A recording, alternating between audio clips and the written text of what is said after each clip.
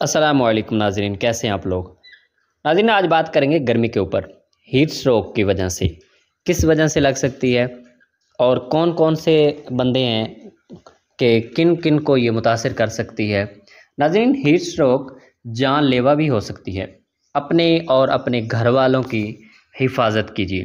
ناظرین، ہم حفاظت کیسے کریں گے، اس کی احتیاطی تدابیر کیا ہیں اور یہ کس کس کو متاثر کر سکتا ہے، آج بات کر سکتے ہیں کہ پہلے نمبر پہ بچے، بالخصوص چھوٹے بچے شیرخوار، اور بڑے بالخصوص بزرگ، اور باہر دھوپ میں کام کرنے والے افراد، مزدور افراد، کھیتوں میں کام کرنے والے، اور کھلاڑی بھی جو کھیلتے ہیں۔ اور ہیٹ اسٹروک سے کیسے بچا جا سکتا ہے؟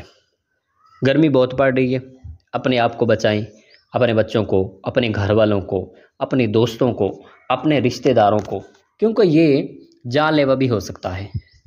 ناظرین، گاڑی میں زیادہ دیر نہ بیٹھیں، ڈھیلے اور ہلکے کپڑے پہنیں، کیونکہ پتلے کپڑے ہونے چاہیے۔ سائے میں اور ٹھنڈی جگہ پہ بیٹھیں، سر کو گیلے کپڑے سے ڈھانپ کر رکھیں۔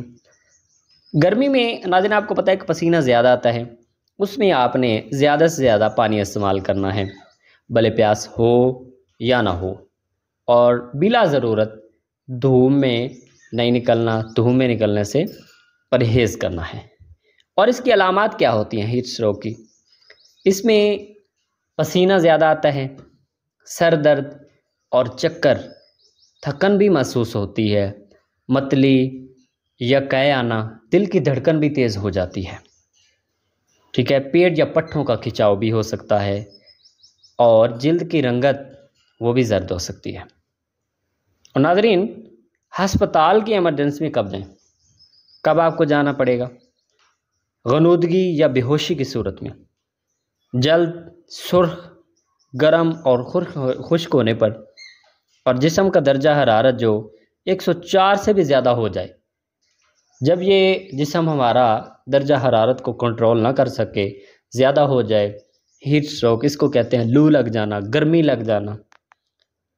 اس سے بچیں، اپنے بچوں کو، اپنے گھر والوں کو، اپنے رشتہ داروں کو بچائیں، زیادہ سے زیادہ پانی استعمال کریں، بلا ضرورت گھر سے باہر نہ نکلیں، زیادہ دیر گرمی میں نہ کھڑے ہوں۔